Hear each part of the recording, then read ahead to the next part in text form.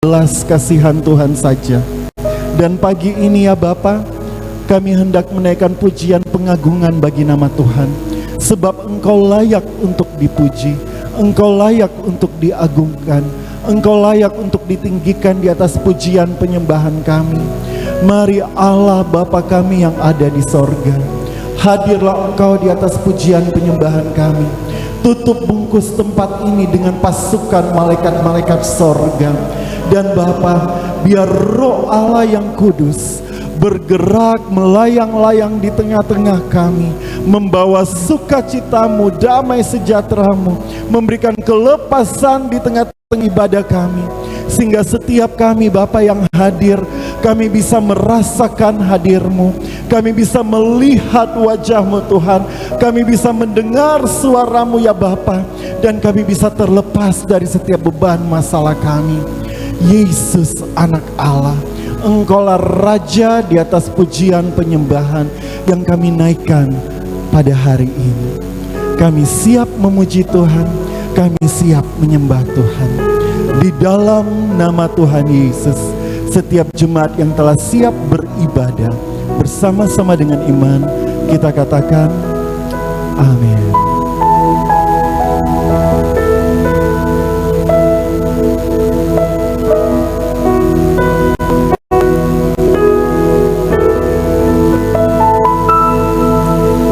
Yesus, apa arti hidupku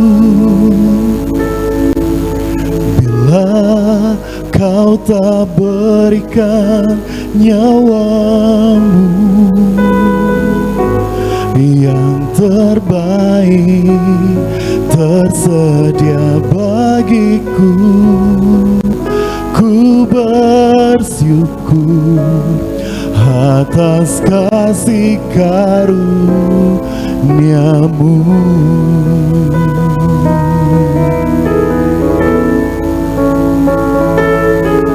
Salib-Mu membuka mataku, betapa berharga nilai hidupku. Menanggung semua dosaku, berikan hidupmu menggantikan diriku. Bukan karena perbuatanku, anugerah yang selamatkanku. Yesus, apa arti hidupku bila Kau tak berikan? Katakan yang terbaik. Yang terbaik tersedia bagiku. Ku bersyukur atas kasih karunia. Yesus, apa arti hidupku bila Kau tak berikan nyawamu yang terbaik tersedia bagiku. Ku bersyukur atas kasih karunia-Mu. Mari naikkan pujian ini dengan segala kerinduan kita.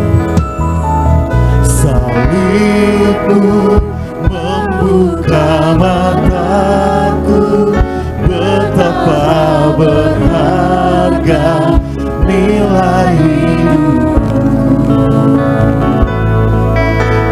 Menanggung semua dosaku, berikan hidupmu menggantikan.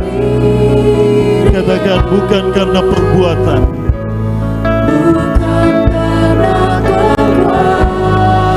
sebab semua hanya oleh anugerah Tuhan yang selamatkan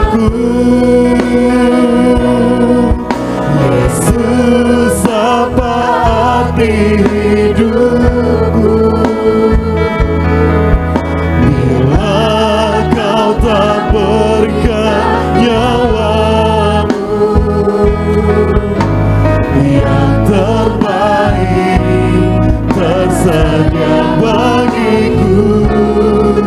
Ku bersyukur atas kasih karunia-Mu.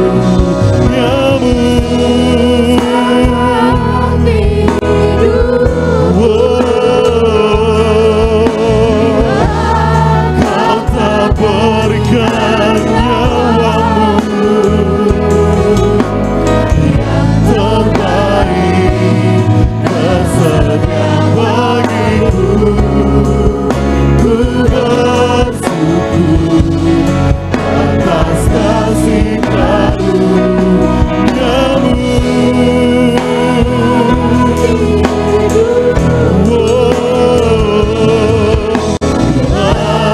Kau tak berikan nyawa-Mu yang terbaik, tersedia bagiku. Ku bersyukur atas kasih karunia-Mu. Mari para wanita saja naikkan pujian ini dari awal. Para wanita. Salibmu membuka mataku, betapa berharga nilai hidupku. Menanggung semua dosaku, berikan hidupku, menggantikan diri. Sama-sama kita katakan, bukan karena perbuatanku, anugerah yang selamatkanku. Angkat tanganmu ke sorga. Yesus apa hati hidupku. Bila Kau tak berikan nyawa-Mu yang terbaik, tersedia bagiku. Ku bersyukur atas kasih karunia-Mu.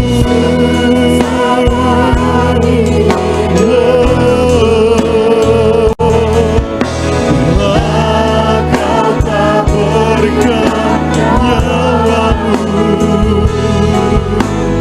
yang terbaik, tersedia bagiku. Ku bersyukur atas kasih karunia-Mu.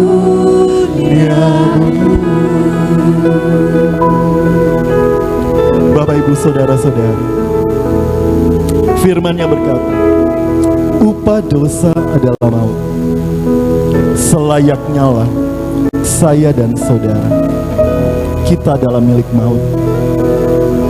Kalau bukan karena Dia yang mengirim anaknya yang tunggal untuk menggantikan tempat saudara dan saya, saat ini masa depan kita nggak ada, saudaraku. Setiap kita adalah milik maut. Tapi karena Dia berikan nyawanya, tanda bahwa nilai dirimu berharga.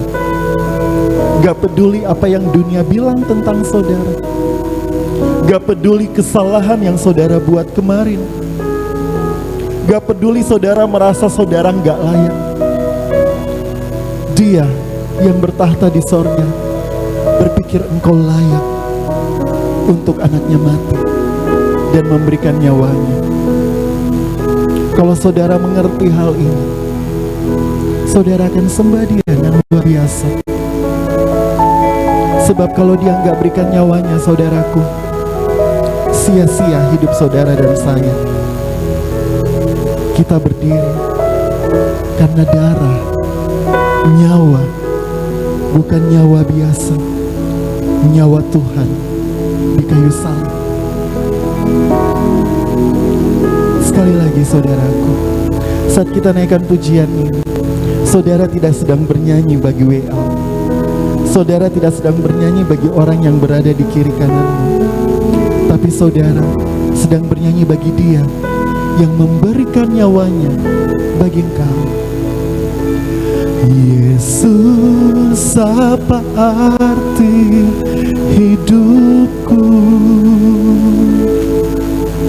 bila Kau tak berikan nyawamu yang terbaik tersedia bagiku. Ku bersyukur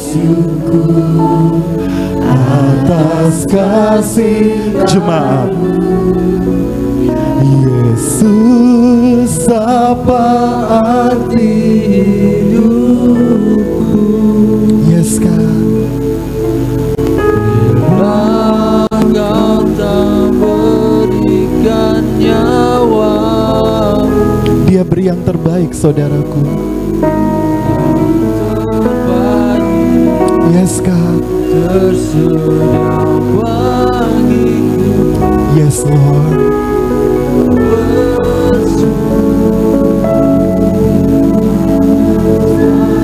Sekali lagi katakan Yesus. Yesus, apa arti hidupku bila Kau tak berikan nyawamu yang terbaik tersedia bagiku. Ku bersyukur atas kasih karunia-Mu.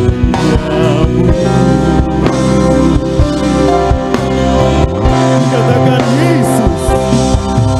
Yesus, apa arti hidupku bila Kau tak berikan nyawamu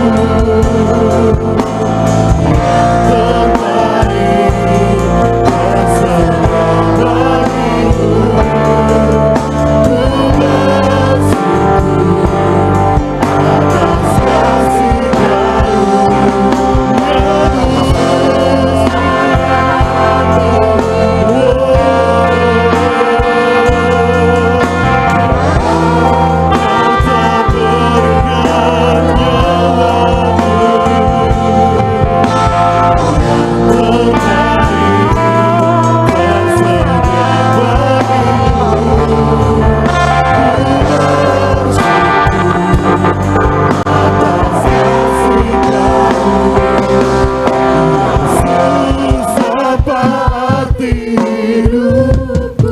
Mari kita bangkit berdiri di hadapan Tuhan.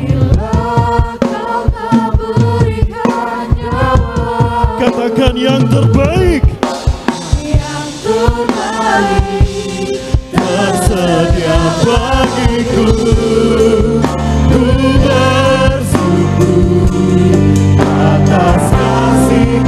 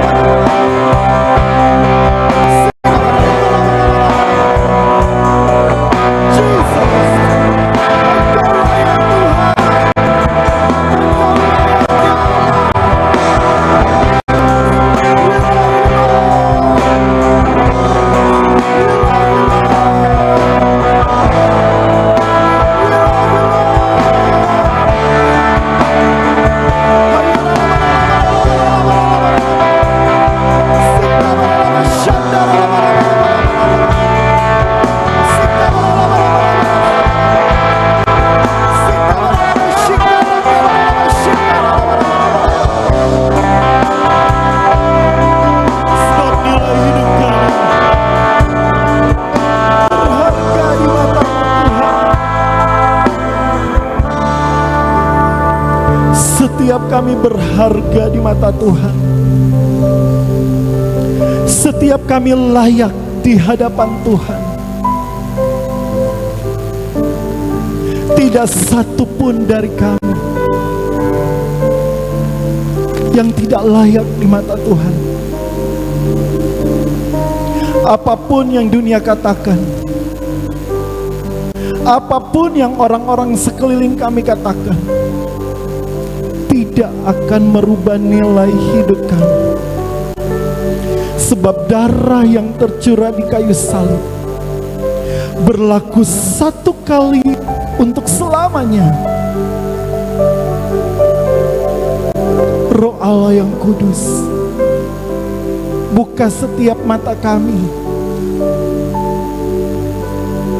biar tidak satu pun dari kami yang merasa kecil, merasa tidak layak. Tapi setiap kami memandang diri kami masing-masing sama seperti Bapa yang memandang diri kami. Dan ketahuilah saudara, setiap kali Bapa memandang hidup saudara, Bapa melihat hidup anaknya, Yesus, yang sudah menggantikan saudara di kayu salib.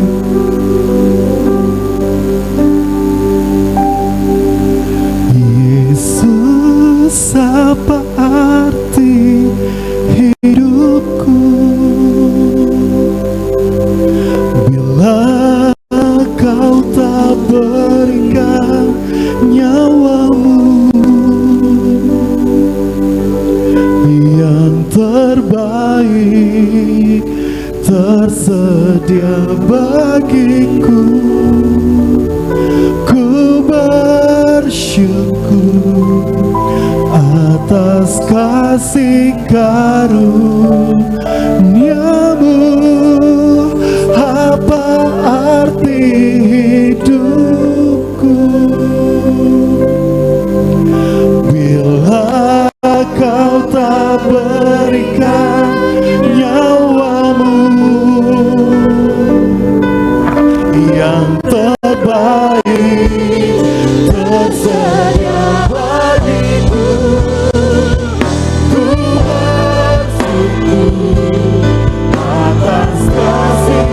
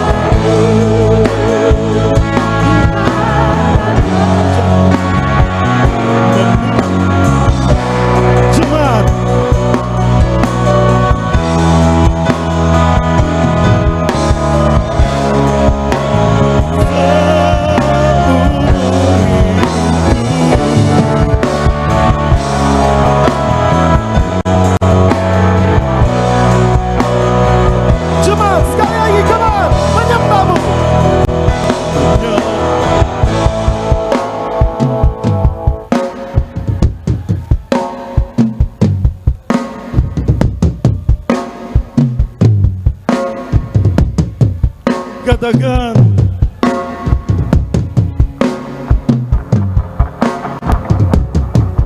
Di hadirat-Mu Tuhan. Yes God.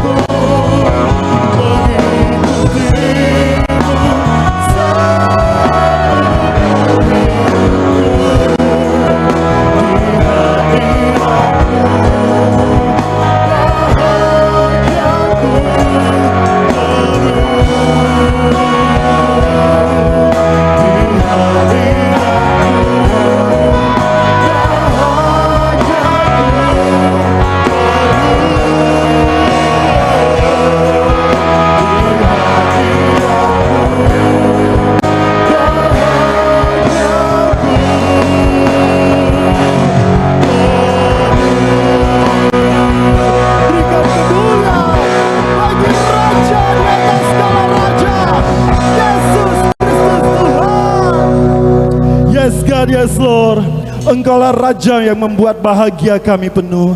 Bersama dengan Tuhan saja sukacita kami penuh.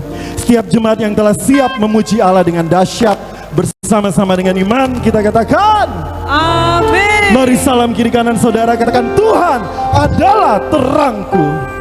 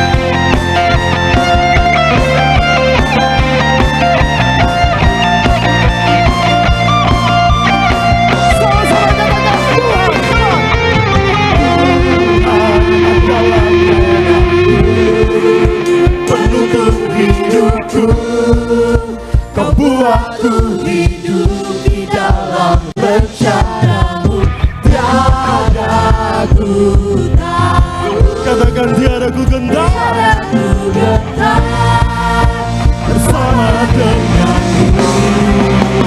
Oh, Tuhan adalah terangku, penuntun hidupku, membuatku hidup di dalam rencana.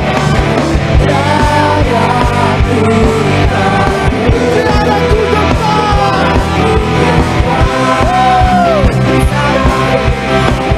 Yang aku percaya.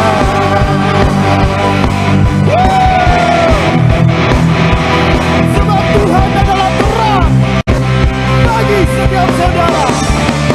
Serukan haleluya.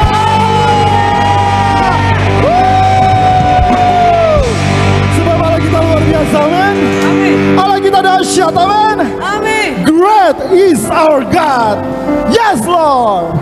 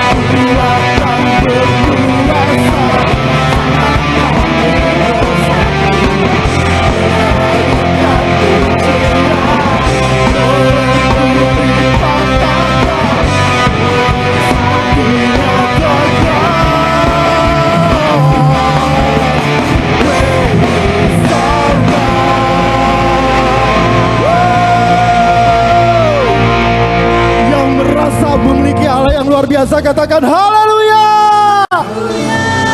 Sebelum duduk, mari salam kiri kanan saudara, katakan Allah kita luar biasa.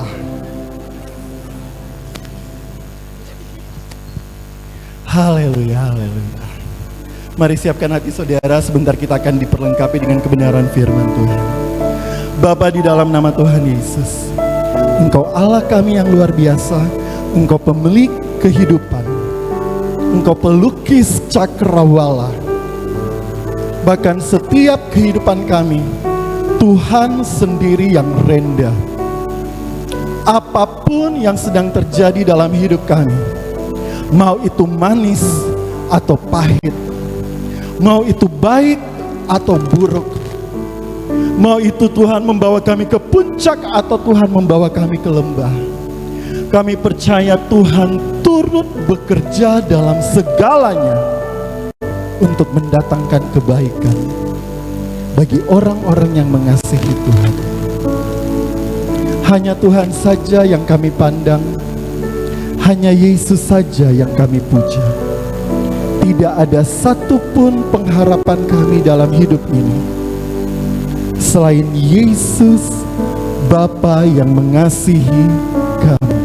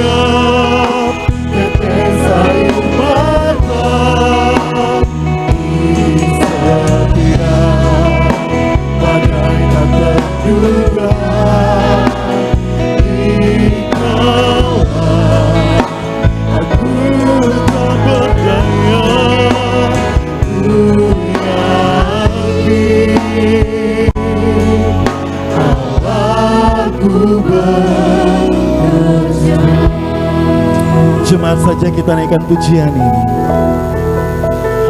Hanya Kau tempatku berlindung, hanya Kau tempatku berharap, hanya Kau sumber kekuatan di setiap langkahku berjalan, di setiap tetes air mata, di setiap badai tak terduga, dikala aku tak berdaya, ku yakin Allahku sekali lagi jemaat, hanya Kau. Yes God, yes Lord. Dengar kerinduan kami ya Bapa. Ini ungkapan hati kami Tuhan. Hanya Engkau satu-satunya.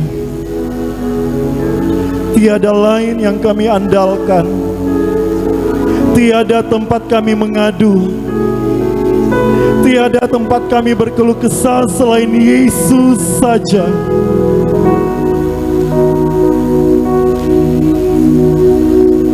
Dengar isi hati umat-Mu ya Allah. Dikala aku tak berdaya, ku yakin Allahku. Saya jemput kita semua bangkit berdiri.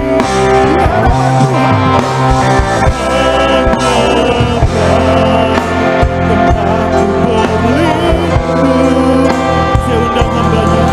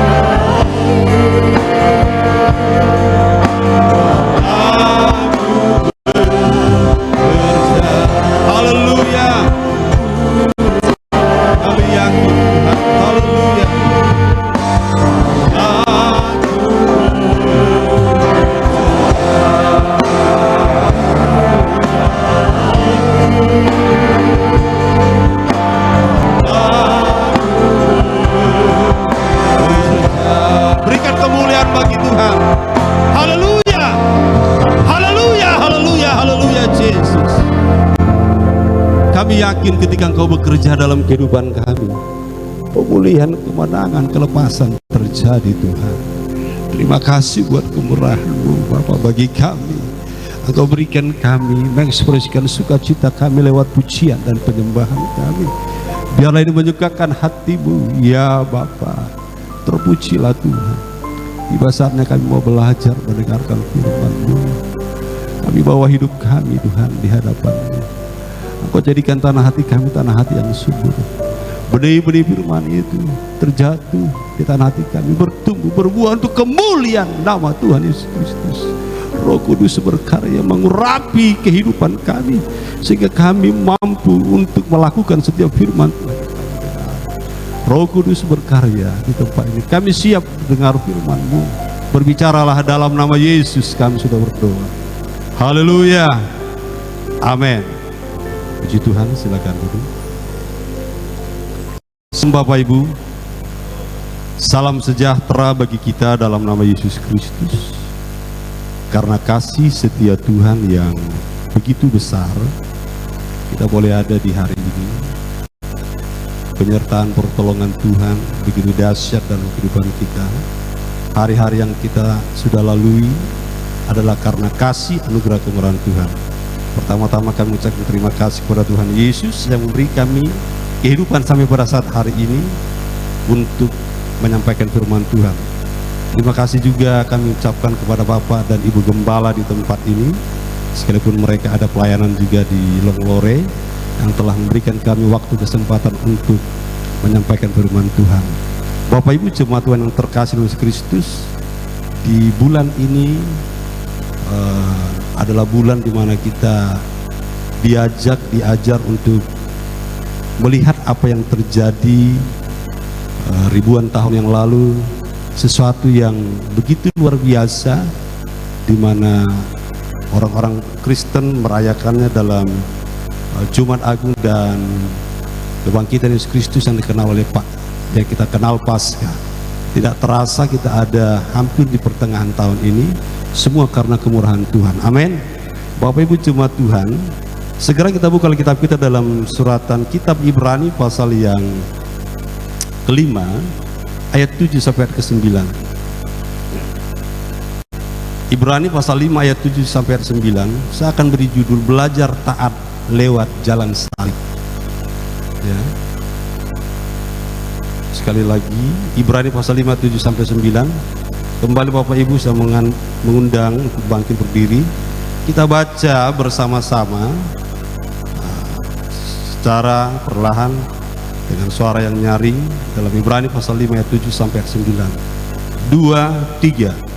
Dalam hidupnya sebagai manusia, ia telah mempersembahkan doa dan permohonan dengan ratap tangis dan keluhan kepada Dia yang sanggup menyelamatkannya dari maut, dan karena kesalehannya ia telah didengarkan. Dan sekalipun ia adalah anak, ia telah belajar menjadi taat dari apa yang telah dideritanya. Dan sesudah ia mencapai kesempurnaannya, ia menjadi pokok keselamatan yang abadi bagi semua orang yang taat kepadanya. Puji Tuhan. Silakan duduk. Bapak Ibu jemaat Tuhan yang terkasih dalam Yesus Kristus, penulis kitab Ibrani menyampaikan sebuah apa yang terjadi di muka bumi ini dalam kehidupan manusia pada umumnya oleh dosa.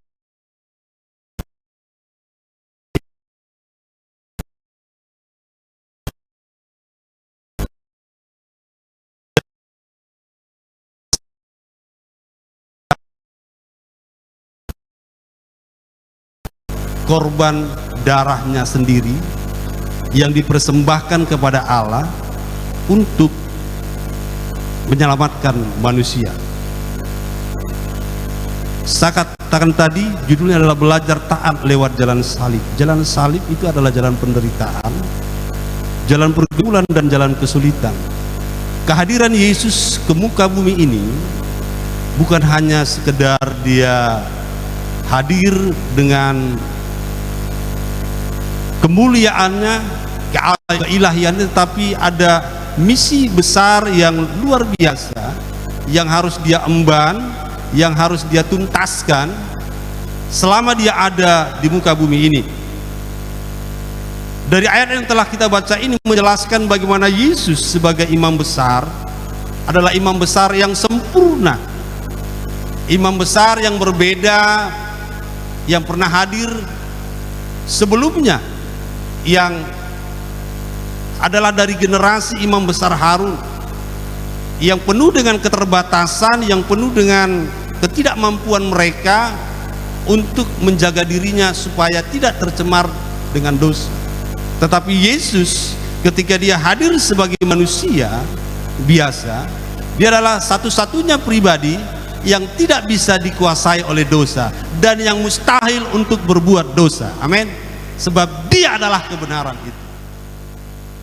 Namun perjalanan hidupnya adalah untuk menanggung dosa. Dosa siapa? Dosa saya dan saudara. Dosa seluruh umat manusia di muka bumi ini.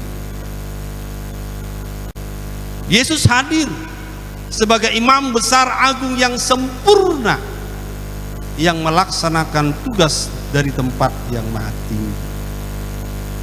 Dia hadir dalam rupa wujud manusia biasa yang dapat menanggung kelemahan-kelemahan seperti saya dan saudara hadapi saat ini. Kalau di ayat yang pasal 4 ya, Ibrani pasal 4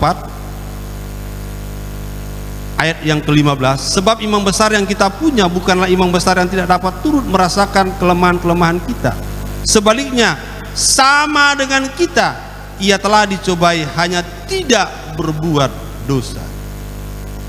Inilah pribadi Yesus, imam besar yang hadir di dunia ini untuk kepentingan saya dan saudara, yang tujuannya adalah untuk menyelamatkan, dan dia bisa merasakan apa yang dialami manusia. Dia bisa juga merasakan apa yang dialami oleh Bapak Ibu jemaat Tuhan yang hadir pada saat pagi hari. Dalam kehidupannya sebagai seorang anak manusia, dia merasakan penderitaan. Itulah jalan salib, itu jalan penderitaan. Dalam kitab Injil Matius, Injil Lukas, Injil Yohanes, kronologis perjalanan Yesus di minggu-minggu terakhir, 6 hari sebelum dia disalibkan, dia dieluk-elukkan, dibangga-banggakan. Ada banyak orang yang memuji dia, tetapi setelah itu dia disalibkan. Nah, kita belajar pada pagi hari ini untuk taat lewat jalan salib. Yesus menjadi contoh teladan yang agung bagi saya dan saudara dalam hal ketaatan. Yesus belajar taat melalui penderitaan yang harus dia jalani, yang harus dia lalui, walaupun itu bukan perbuatan. Itulah imam besar agung kita. Dia belajar taat melalui penderitaan dan kematian. Kata taat ketika dibalik juga dibaca dari belakang tetap juga taat. Taat itu artinya Bapak Ibu adalah patuh, ya. Taat adalah senantiasa tunduk kepada Tuhan, patuh. Yesus menjadi contoh dalam hal ketaatan yang harus kita lakukan dalam perjalanan kehidupan kita sebagai pengikut-pengikutnya. Jikalau saya dan saudara berani mengatakan kita murid-murid Kristus, ini juga dilihat dari ketaatan kita di dalam menjalani proses kehidupan itu, sama seperti Yesus juga menjalani proses kehidupan dia taat menjalani setiap instruksi itu. Dia senantiasa tunduk kepada Tuhan. Sehingga di sana dikatakan bahwa apa yang dia kerjakan ini berbuah hal yang begitu luar biasa bagi saya dan saudara. Menjadi pokok keselamatan. Bagi siapa? Bagi orang-orang yang taat kepada dia. Jadi kalau kita renungkan ayat yang ke-9 tadi ini, di sana dikatakan, dan sesudah ia mencapai kesempurnaannya, ia menjadi pokok keselamatan abadi bagi semua orang yang taat kepadanya. Jadi bukan hanya sekedar percaya Bapak Ibu. Konotasi orang adalah orang Kristen itu percaya kepada Yesus, ya. Tapi perlu kita ketahui, iblis juga percaya Yesus itu anak Allah, tapi dia nggak taat, dia nggak mau dengar-dengar. Nah, bagi saya dan saudara, percaya saja tidak cukup, tapi bagaimana kita dalam menjalani proses kehidupan ini kita taat, supaya apa yang dilakukan Yesus itu berkarya dalam kehidupan saya dan saya. Dikatakan tadi, Yesus menjadi pokok keselamatan abadi yang kekal bagi setiap orang, bagi setiap pribadi yang taat kepada Dia.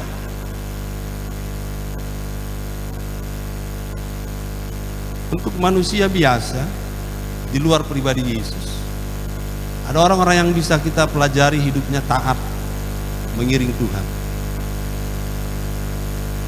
Ketaatan mereka itu teruji dalam Kejadian pasal yang ke-6 ayat yang ke-22.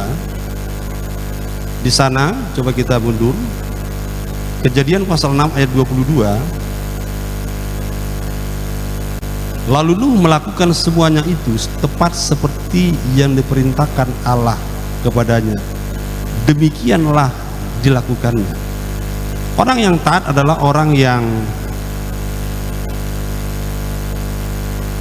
berjalan seperti yang diperintahkan oleh Tuhan, tidak menambah, tidak mengurangi. Nuh ketika dia mendapatkan sebuah perintah untuk membuat bahtera, dia taat. Sekalipun pada waktu itu mereka tinggal bukan di tempat yang rawan banjir, tapi Allah telah berencana. Oleh karena itu dalam Ibrani pasal 11 ayat yang ke-7, ya, di sana dikatakan, Ibrani pasal 11 ayat yang ke-7, karena iman maka Nuh dengan petunjuk Allah, dengan sesuatu yang belum kelihatan, dengan taat mempersiapkan untuk menyelamatkan keluarganya, dan karena iman itu ia menghukum dunia, dan ia ditentukan untuk menerima kebenaran sesuai dengan iman. Tokoh yang pertama adalah Nuh, mendapatkan perintah untuk membuat bahtera, sebuah tempat nantinya dipersiapkan untuk menyelamatkan mereka. Dia belum pernah belajar ilmu pertukangan, engineering, tetapi karena ketaatannya begitu luar biasa. Coba kita bayangkan Bapak Ibu, ribuan tahun yang lalu tidak seperti sekarang canggihnya, modernnya alat-alat pertukangan. Untuk membelah kayu ada simso, ada jenis alat pemotong yang luar biasa. Zaman dulu belum ditemukan alat yang canggih. Harus membuat bahtera yang panjangnya lebih dari 100 meter, begitu lebar dan tinggi. Desainnya adalah desain dari tempat yang mati. Allah sendiri yang berkata buat ini. Sebuah permintaan Allah yang mustahil sebenarnya.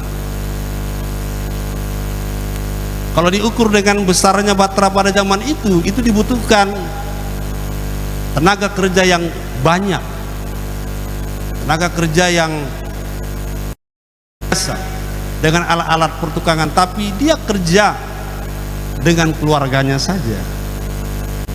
Sebab ketika dia mungkin menyampaikan sebuah pesan itu kepada orang-orang lain, orang lain berkata, untuk apa itu?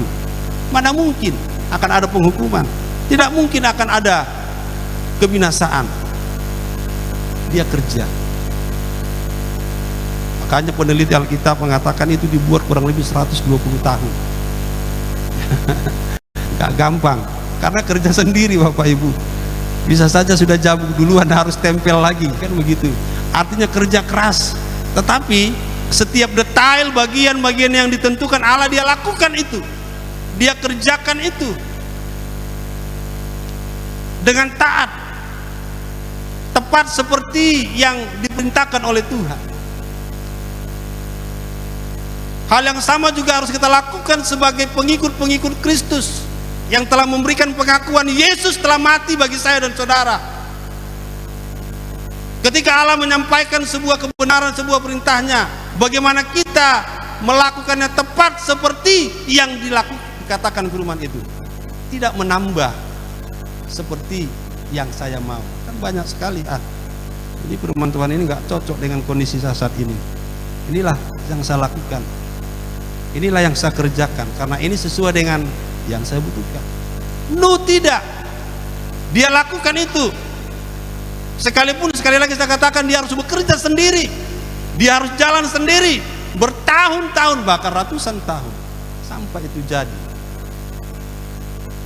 Saya pernah cerita kepada anak sekolah minggu, kepada jemaat, bahtera yang besar itu tidak diperuntukkan untuk banyak manusia, tapi banyak binatang saja. Artinya sepertinya Tuhan lebih sayang binatang, karena kebobrokan manusia pada zaman itu. Dalam Kejadian pasal 6 saya katakan, memilukan hati Allah.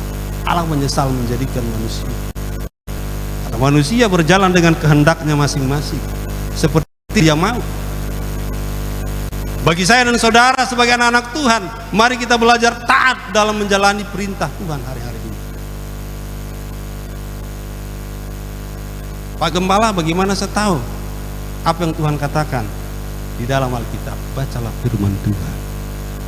Ketika Bapak Ibu membaca, merenungkannya setiap hari, di situ ada perkataan-perkataan Allah yang harus kita kerjakan, yang harus kita lakukan, dan lakukan seperti yang firman Tuhan katakan. Jangan kita tambahi dengan logika kita, jangan kita tambahi dengan situasi, kondisi, suasana hati kita. Kalau hati kita lagi baik, ya lakukan. Kalau enggak baik, ya jangan lakukan. Ini tidak benar. Nuh belajar untuk melakukan, karena dia taat. Ketaatan, ya, merupakan sebuah tindakan iman kita kepada Tuhan. Sikap ketaatan kita kepada firman Tuhan menunjukkan seberapa besar iman kita kepada Tuhan. Dalam kitab Ibrani tadi katakan, karena imannya kepada Tuhan itu dia taat mengerjakan, tahap demi tahap dia bersabar melakukan, walaupun kurun waktunya panjang, walaupun banyak orang yang tidak di pihak dia, tapi dia tetap lakukan itu. Untuk menjalankan sebuah kebenaran itu, Bapak Ibu, akan banyak tantangan bagi saya dan saudara. Ada banyak, dari diri kita sendiri, dari orang luar, keadaan, situasi, kondisi. Tapi kita harus belajar taat, menjalani proses kehidupan seperti yang Tuhan mau. Dengan kekuatan kita tidak mampu, tapi puji Tuhan, Yohanes pasal 14, pasal 16, di sana dikatakan Yesus mengutus Roh-Nya mendampingi kita untuk berjalan menuju masuk dalam seluruh kebenaran, supaya kita menjadi anak-anak Tuhan yang taat. Sebab dalam kitab Ibrani tadi dikatakan, Yesus itu menjadi pokok keselamatan abadi hanya kepada orang-orang yang taat kepada Dia. Ini harus kita camkan, hanya kepada orang-orang yang taat, orang-orang yang patuh, orang-orang yang senantiasa tunduk kepada Dia. Yang kedua, dalam Ibrani pasal 11 ayat 8, kita belajar dari ketaatan Abraham. Ibrani 11 ayat 8 sana dikatakan, karena iman Abraham taat ketika ia dipanggil untuk berangkat ke negeri yang akan diterimanya menjadi milik pusakanya, lalu ia berangkat dengan tidak mengetahui tempat yang ia tuju. Belajar dari ketaatan daripada Abraham adalah ketaatan yang tidak memikirkan untung rugi dalam melakukan sebuah kebenaran. Sebelumnya Abraham itu dalam kitab Kejadian sana dikatakan dia orang yang kaya, dia orang yang berada, tapi dia harus tinggalkan tanah kelahirannya Ur Kasdim. Karena itu dia membawa keluarganya. Ketika perintah itu datang, dia harus tinggalkan semua itu. Dan belum jelas kemana dia harus pergi tujuan akhirnya. Tuhan hanya katakan melangkah saja, berjalan saja, ikuti saja maunya Tuhan. Sepertinya dalam kitab Ibrani tadi belum jelas masa depannya, tapi Abraham taat, Abraham patuh, Abraham dengar-dengaran tunduk kepada rencana Allah itu. Walaupun dalam proses perjalanan hidupnya dia banyak kali mengalami pergumulan-pergumulan hidup secara pribadi, tapi dia tetap taat. Puncak ketaatannya teruji ketika tengah malam Allah meminta supaya mempersembahkan Ishak. Tengah malam Allah datang untuk menyampaikan sebuah pesan supaya Ishak itu dipersembahkan dalam Kejadian pasal 22. Saya akan bacakan yang satu mulai. Setelah semuanya itu Allah mencoba Abraham, ia berfirman kepadanya, Abraham, lalu saudara, ya Tuhan, firman-Nya, ambillah anakmu yang tunggal itu yang engkau kasihi, yakni Ishak, pergilah ke tanah Moria dan persembahkanlah dia di sana sebagai korban bakaran pada salah satu gunung yang akan kukatakan kepadamu. Keesokan harinya pagi-pagi bangunlah Abraham, dan ayat seterusnya. Tengah malam dia dapatkan sebuah perintah dari Tuhan. Pagi-pagi dia bangun, dia kerjakan. Ketaatan adalah orang yang tidak suka menunda, melakukan sebuah kebenaran itu. Abraham menjadi bapak orang beriman karena begitu luar biasa ketaatannya. Anak yang dia tunggu, dia pergumulkan, yang dia besarkan, dan melalui anak ini dia mendapatkan janji keturunannya seperti bintang di langit dan pasir di tepi laut. Tetapi Allah minta tengah malam akan persembahkan. Kisah ini menjadi kisah yang begitu luar biasa, bukan sekadar sejarah, tapi bagaimana benar-benar Allah ingin melihat sejauh mana ketaatan Abraham, dan dia lolos ujian. Dia mampu, dia taat, dia tidak menunda, dia tidak berpikir untung ruginya. Loh, ini sudah saya pergumulkan, sudah saya minta, sudah dikasih Tuhan, dan dari apa yang saya minta ini akan ada masa depan yang luar biasa, tapi ini kok diminta Tuhan. Jadi sepertinya Tuhan ini main-main deh. Itu bisa saja logika manusia jalan. Tapi pagi-pagi dia bangun, dia ambil tindakan untuk lakukan itu.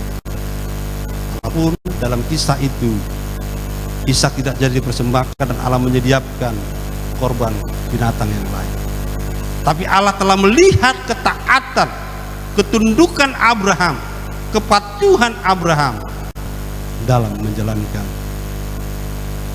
perintah. Ketaatan harus kita miliki.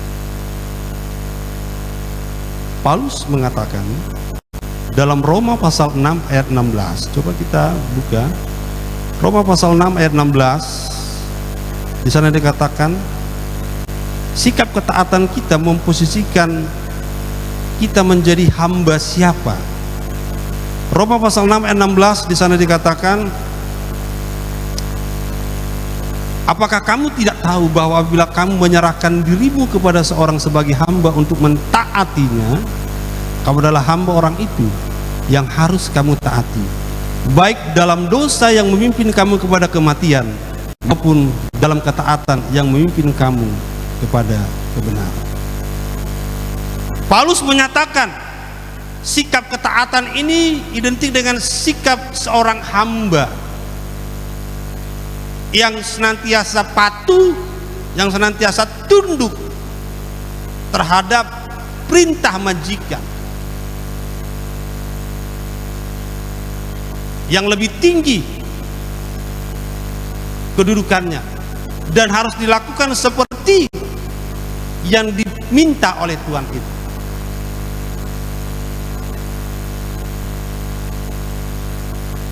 Paulus mengatakan, kepada siapa kita taat? Ketika saya dan saudara taat kepada kebenaran, itu akan memimpin kita kepada kehidupan. Tapi ketika saya dan saudara taat kepada dosa, itu akan membawa kita kepada kebinasaan. Oleh karena itu, setiap orang-orang percaya dalam Yesus Kristus harus taat kepada kebenaran dan jangan memperhambakan diri kepada dosa. Sebab Yesus telah berkorban bagi saya dan saudara. Belajar taat melalui jalan salib, jalan penderitaan. Dari manusia biasa yang setelah saya sampaikan tadi sebagai contoh pembanding dalam hal ketaatan, mereka mampu karena mereka memposisikan diri mereka benar-benar ya sebagai hamba Tuhan. Salah satu contoh lagi yang biasa disampaikan dalam ibadah-ibadah Natal, bagaimana pernyataan Maria ketika dia mendengarkan sebuah perintah daripada Tuhan dan dia mengatakan bahwa apa yang dihadapi itu adalah karena kemurahan Tuhan, sehingga dia mengatakan bahwa aku ini adalah hamba Tuhan, jadilah padaku seperti yang dia mau. Mereka juga manusia biasa, namun mereka hidup dalam ketaatan yang luar biasa terhadap perintah Tuhan. Bagaimana saya dan saudara yang diizinkan Tuhan hidup di era zaman modern ini? Iblis berusaha untuk mencegah saya dan saudara supaya tidak taat kepada perintah Allah. Di balik kecanggihan ilmu teknologi, ada banyak orang yang akhirnya tidak sepenuhnya taat kepada perintah Tuhan.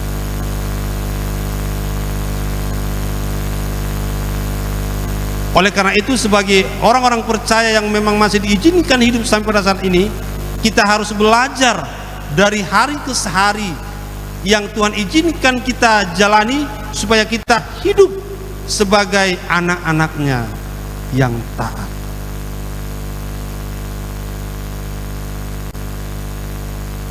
Kita harus ketahui, saya dan saudara telah dipilih oleh Allah, bukan karena kuat hebat kita. Lagu-lagu pujian tadi mengatakan semua karena kemurahan Tuhan. Amin. Yohanes pasal 15 mengatakan, bukan kamu yang memilih aku, tapi akulah yang memilih kamu. Sebab kecenderungan manusia itu sebenarnya jauh daripada Tuhan karena dosa. Sebelum manusia berdosa, manusia itu selalu suka komunikasi dengan Tuhan. Ini terjadi dalam peristiwa di Taman Eden. Ada fellowship antara Allah dengan manusia setiap saat. Tapi ketika manusia itu memberontak, tidak taat, tidak dengar-dengaran, lebih patuh, lebih dengar-dengaran kepada suara si ular, adalah jelmaan si iblis, akhirnya mereka lari dari hadirat Tuhan. Ketika Allah menghampiri mereka sembunyi, mereka takut karena pengaruh dosa, kesalahan yang mereka lakukan. Dan ini tertular sampai pada hari-hari ini. Kecenderungan manusia itu sebenarnya adalah jauh daripada Tuhan. Tapi terpujilah Tuhan, Allah itu adalah Allah yang memilih, telah memanggil saya dan saudara, bukan karena kuatnya, hebatnya saya dan saudara, bukan karena sesuatu yang kita lakukan untuk Tuhan, tapi karena kasih Tuhan yang besar itu. Oleh karena itu, Dalam 1 Petrus 1 ayat 2 di sana dikatakan, 1 Petrus 1 ayat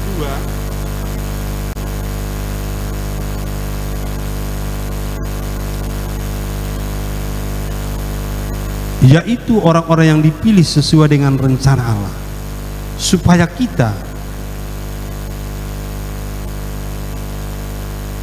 yaitu orang-orang yang dipilih sesuai dengan rencana Allah Bapa kita, dan yang dikuduskan oleh Roh, supaya taat kepada Yesus Kristus dan menerima percikan darahnya. Kiranya kasih karunia dan damai sejahtera makin melimpah atas kami. Saya dipilih oleh Allah supaya kita taat kepada Yesus Kristus.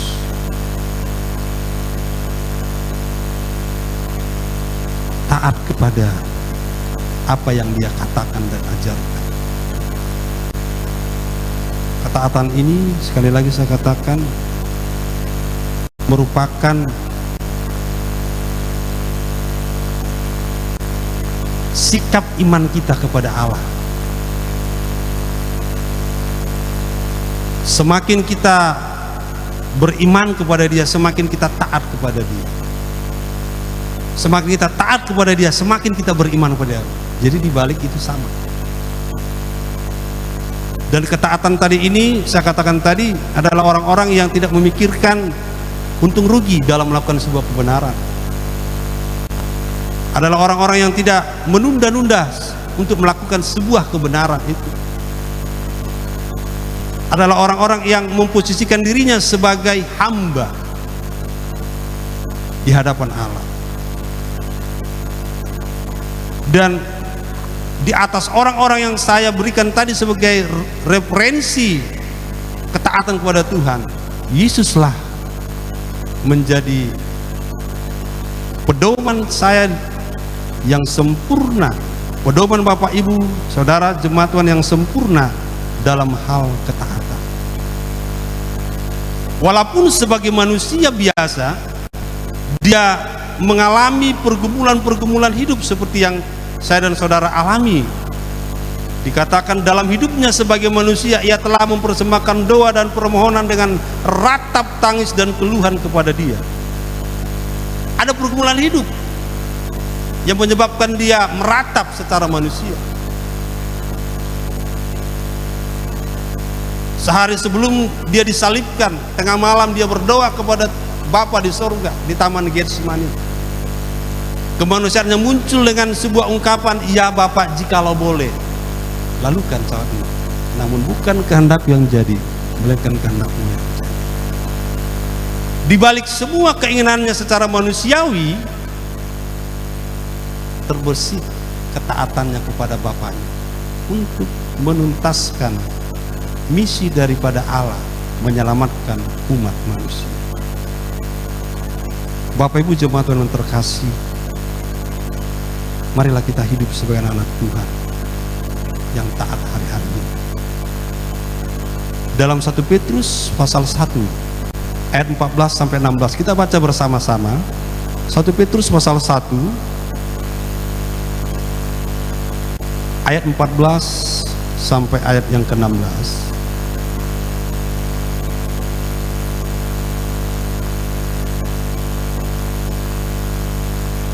Kita baca bersama-sama 2, 3. Hiduplah sebagai anak-anak yang taat, dan jangan turuti hawa nafsu yang menguasai kamu pada waktu kebodohanmu. Tetapi hendaklah kamu menjadi kudus di dalam seluruh hidupmu, sama seperti Dia yang kudus yang telah memanggil kamu. Sebab ada tertulis, kuduslah kamu sebab aku kudus. Amin. Saya dan saudara diingatkan supaya menjadi anak-anak Tuhan yang taat. Taat kepada Yesus Kristus. Hari demi hari yang kita jalani ketika Tuhan izinkan kita ada di hari yang baru, mari kita belajar taat. Ketika kita datang kepada Tuhan lewat persekutuan pribadi bersama membaca firman Tuhan, jadikanlah firman Tuhan yang kita baca itu menjadi sebuah ajakan bagi kita bagaimana kita untuk melakukannya. Ketika dalam firman Tuhan kita baca itu ada perintah untuk kita lakukan, jangan ini dan jangan itu, kita lakukan itu. Ketika ada perintah Tuhan yang mengatakan supaya kita melakukan berkorban untuk pekerjaan, kita lakukan itu tanpa menunda. Sebab firman Tuhan katakan, hiduplah sebagai anak-anak yang taat. Jangan turuti hawa nafsu yang menguasai kita pada waktu kebodohan kita. Pada waktu kebodohan kita, pada waktu ketika kita belum meresponi panggilan Tuhan, belum meresponi pilihan Tuhan. Oleh karena itu, jalani hidup ini, hidup taat pada Tuhan. Dengan cara bagaimana? Menjaga hidup kudus di hadapan Tuhan. Kudus dalam seluruh hidup.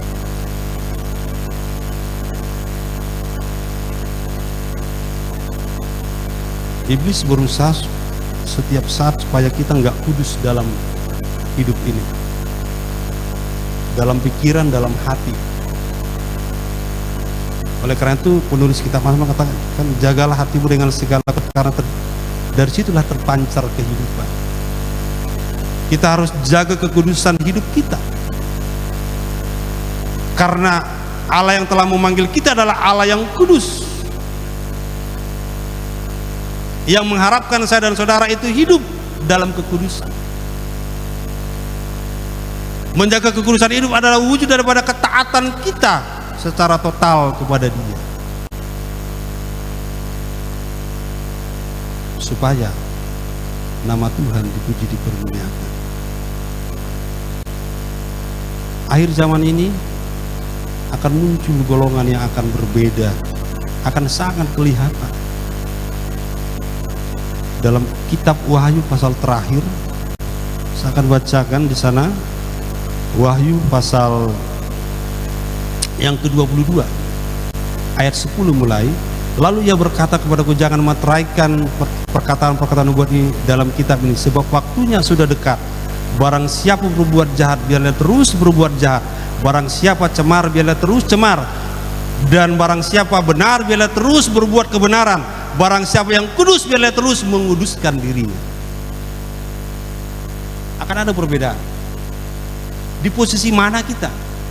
Apakah saya dan saudara di posisi yang terus berbuat kebenaran dan di posisi terus menguduskan hidupnya? Dengan apa? Belajar taat terhadap firman Tuhan. Hidup dalam kebenaran. Firman Tuhan adalah kebenaran. Yohanes pasal 17 katakan, kuduskanlah mereka dalam kebenaran. Bapak Ibu jemaat Tuhan yang terkasih, mari kita renungkan perjalanan kehidupan kita. Sejauh mana kita taat kepada perintah Tuhan. Yesus menjadi contoh teladan agung bagi saya dan saudara. Dia taat, mati di atas kayu salib. Mari kita lakukan. Ayat-ayat terakhir dalam Filipi pasal 2, pemain musik Singers Worship maju, nanti mainkan intronya Yesus Kau Kebenaran. Filipi pasal 2 ayat 4 sampai 8. Kita baca lagi bersama-sama Bapak Ibu. Filipi pasal 2 ayat 4 sampai 8. Filipi pasal 2 ayat 4 sampai 8. 2, 3. Dan janganlah tiap-tiap orang hanya memperhatikan kepentingannya sendiri, tetapi kepentingan orang lain juga.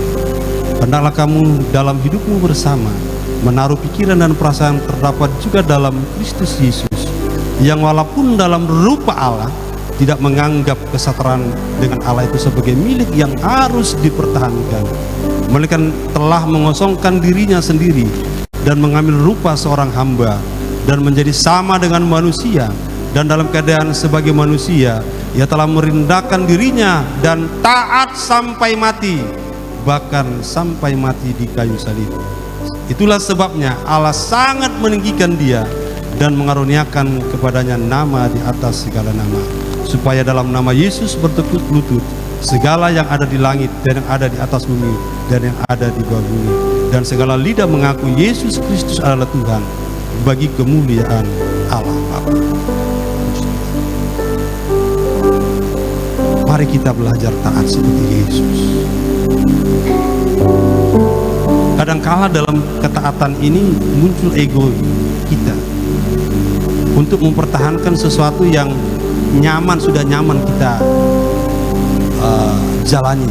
Tapi ketika firman Tuhan katakan tanggalkan, lepaskan itu, atau persembahkan itu kepada Tuhan, kita harus belajar taat. Ini akan terlihat dalam perjalanan kehidupan kita. Sekali lagi, Yesus akan menjadi pokok keselamatan abadi hanya kepada bagi umatnya yang taat. Jadilah gereja Tuhan. Yesus kau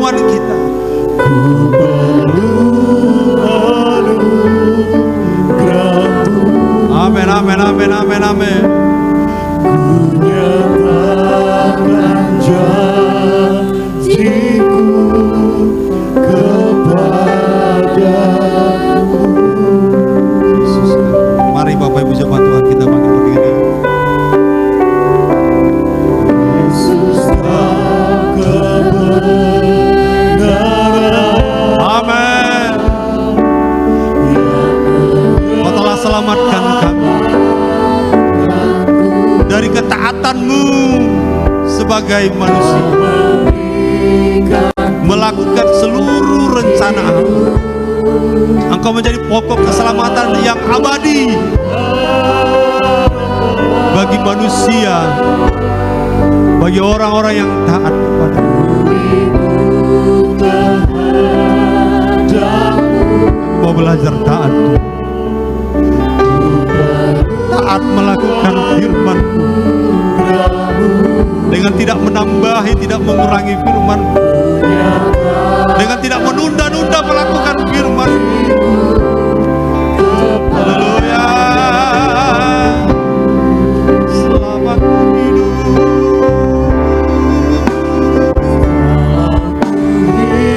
Hidup untuk siapa? Untuk Tuhan Yesus yang telah berkorban.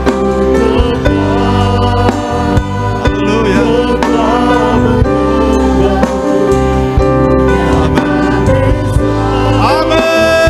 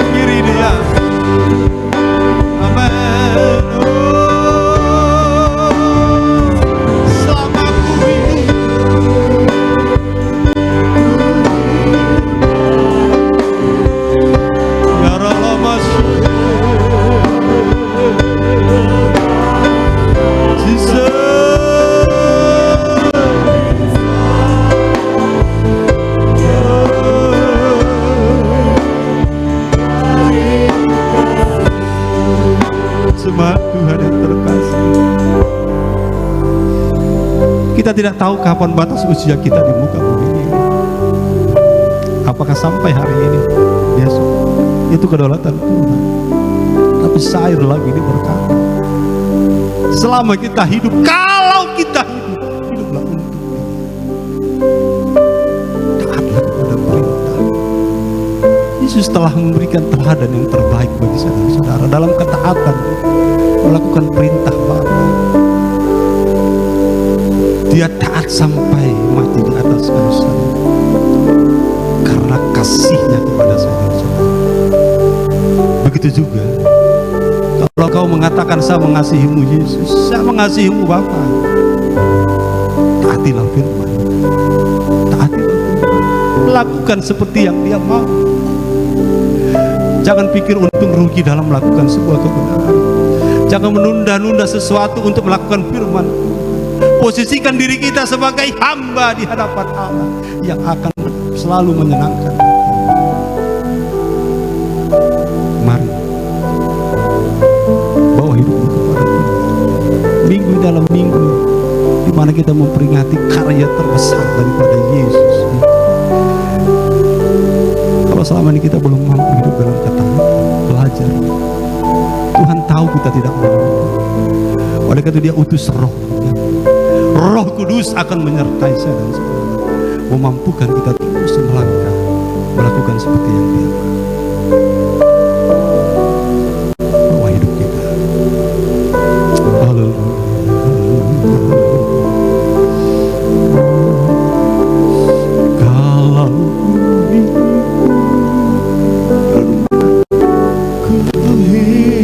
Kalau Tuhan tolongkan kami harus jujur di hadapan-Mu. Kadangkala hidup kami hanya memuaskan hasrat keinginan kami. Kadangkala pengaruh dunia telah berhasil mengalihkan perhatian kami dari kasih Tuhan. Ampuni kami.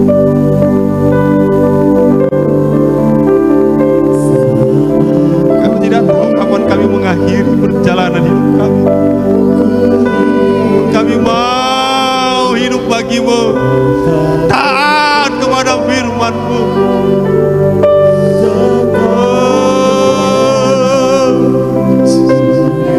Jemaat Tuhan terkoneksi dengan Tuhan. Glory, glory, glory, glory. Amin, amin, amin, amin, amin, amin, amin, amin.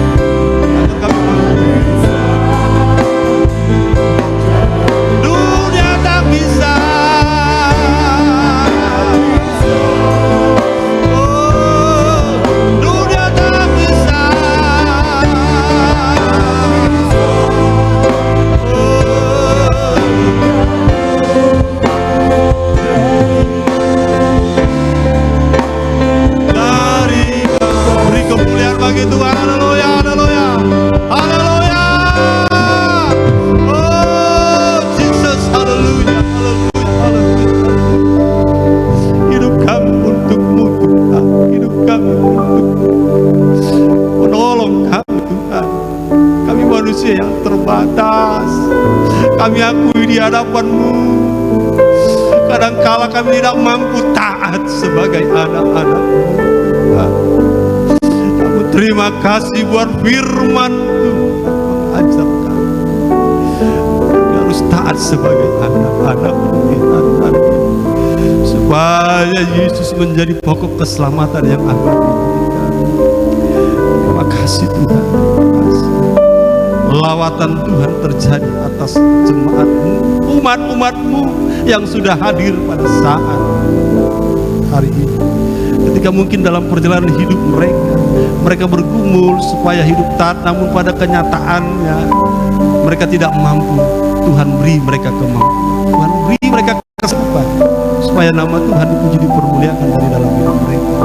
Umat-umat yang hadir dengan beban-beban pergumulan hidup, apapun itu saat ini, lawatan Tuhan terjadi atas mereka. Yang sakit disembuhkan, yang lemah dikuatkan, yang terikat terlepas terbebas. Kasih Tuhan nyata atas umat. Tuhan menjadi jawaban atas setiap pergumulan. Ajar kami untuk berjalan dalam waktu Tuhan. Ada kairosnya Tuhan bagi kami masing-masing. Terima kasih Tuhan.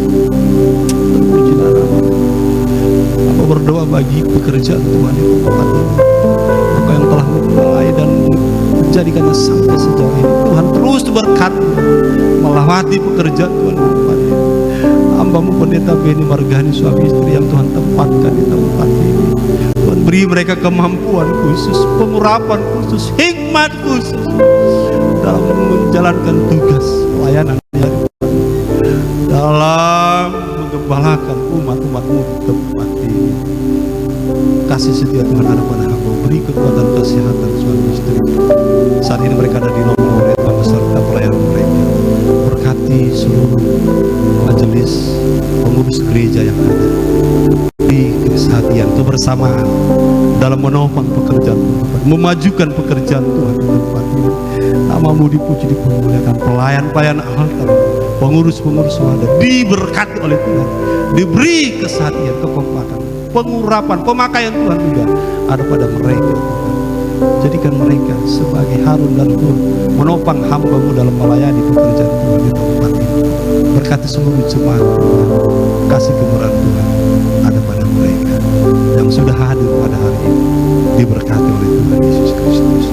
Terima kasih Bapa, inilah hidup kami, terpujilah nama-Mu. Dalam nama Yesus kami sudah berdoa. Haleluya, amin. Puji Tuhan. Silakan kami kembali. Silakan duduk kembali. Kita akan mempersiapkan persembahan kita. Sambil persembahan diberikan, kita akan menyaksikan BMC News. Kami persilakan.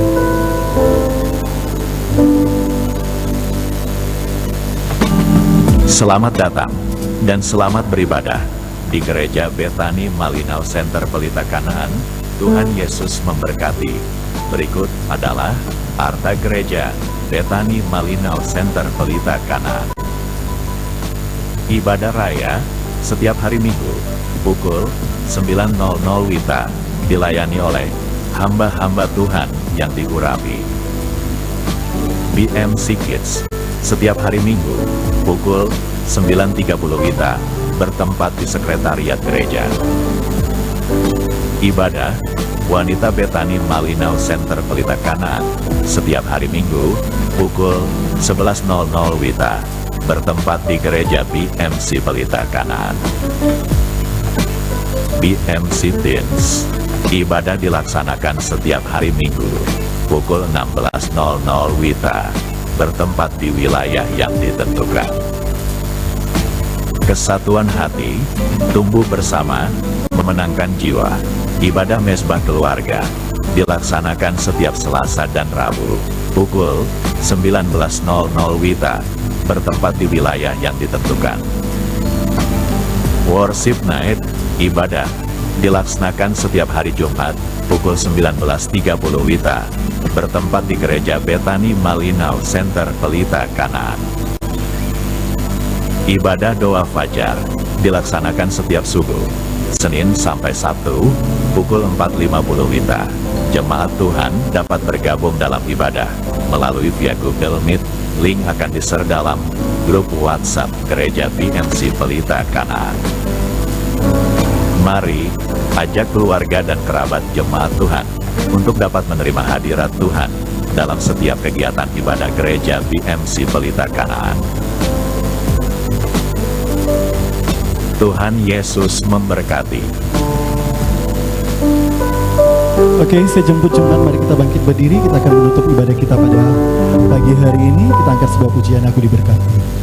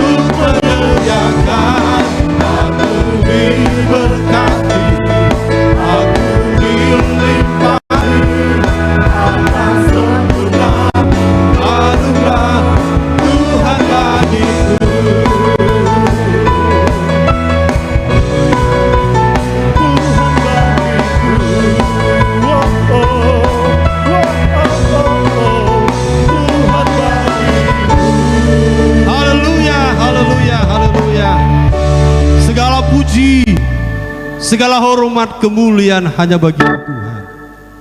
Terima kasih buat kemurahan-Mu. Kami ada di penghujung ibadah kami. Karena berkat Tuhan tercurah atas kami. Bapak hamba berdoa bagi umat-umat-Mu yang akan kembali ke tempat tempat mereka masing-masing. Perjalanan mereka jauh dekat, bergerak roda 2, roda 4, disertai diberkati oleh Tuhan. Anugerah kemurahan-Mu ada pada umat-umat-Mu di sepanjang minggu yang akan berjalan ini. Kemana mereka pergi, di mana mereka berada, Engkau Allah Immanuel yang menjaga mereka siang dan malam. Apa yang mereka usahakan kerjakan diberkati. Apapun pekerjaan mereka, Tuhan tahu, berkati dan berkati. Apapun yang mereka usahakan, Tuhan berkati usaha-usaha mereka, Tuhan. Hamba berdoa ketika ada mungkin di antara umat-umat-Mu yang belum punya pekerjaan, beri pekerjaan sesuai dengan pendidikan kalian mereka. Hamba juga berdoa bagi anak-anak jemaat Tuhan yang akan menempuh pendidikan di sepanjang minggu ini, dari tingkat TK, SD, SMP, SMA, SMK hingga perguruan tinggi. Tuhan Yesus memberkati. Kemurahan-Mu ada pada mereka, Tuhan. Kasih setia Tuhan tercurah atas umat-umat-Mu. Pekerjaan Tuhan di sepanjang minggu ini, Tuhan setia berkati. Setiap ibadah-ibadah yang direncanakan, taruh di hati umat-umat-Mu antusias untuk mengikutinya. Nama Tuhan dipuji, dipermuliakan. Terima kasih Bapa, terpujilah nama-Mu. Karena itu arahkan hatimu menerima berkat Tuhan.